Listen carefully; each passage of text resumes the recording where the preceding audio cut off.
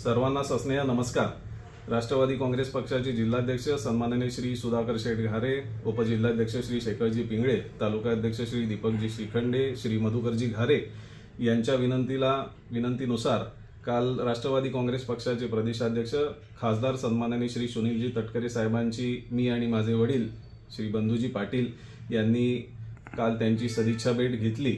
जवळजवळ एक तास ते सव्वा तास त्यांच्या सर्व जुन्या आठवणी, कारण श्री सुनीलजी तटकरे साहेबांनी आणि वडिलांनी एकत्र काम जिल्हा परिषदेमध्ये केलेलं आहे। सर्व जुन्या आठवणींना उजाळा देत असतानाच त्यांनी राष्ट्रवादी काँग्रेस पक्षामध्ये प्रवेश करण्याचा आदरणीय तटकरे साहेबांनी आणि उपस्थितांनी आग्रह केला।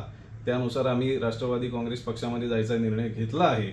मला या माध्यमातून आपण सर्वांना सांगायचं आहे की कुठल्याही कर्जत नगर परिषदेच्या तिकिटासाठी कुठल्याही प्रकारच्या स्वार्थापोटी किंवा राजकीय स्वार्थापोटी हा निर्णय आम्ही घेतलेला नाहीये।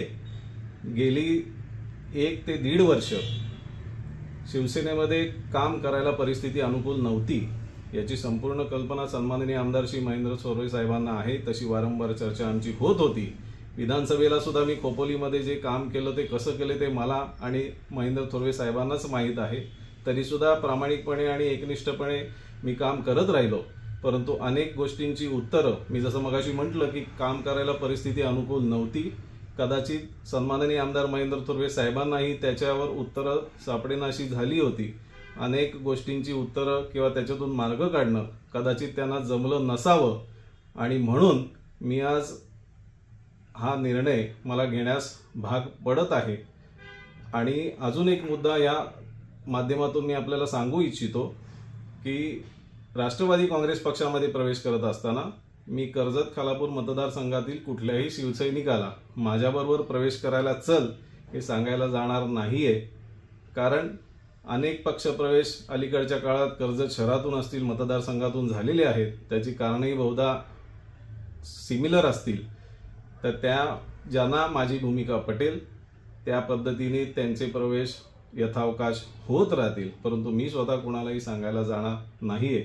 आणि गेल्या 4-5 वर्षांच्या कालावधीमध्ये सन्माननीय आमदार महेंद्र थोरवे साहेबांनी जे प्रेम मला दिलं, सर्व शिवसैनिकांनी जे प्रेम मला दिलं, जे सहकार्य मला केलं, त्याबद्दल मी सर्वांचा कायम ऋणी असेन।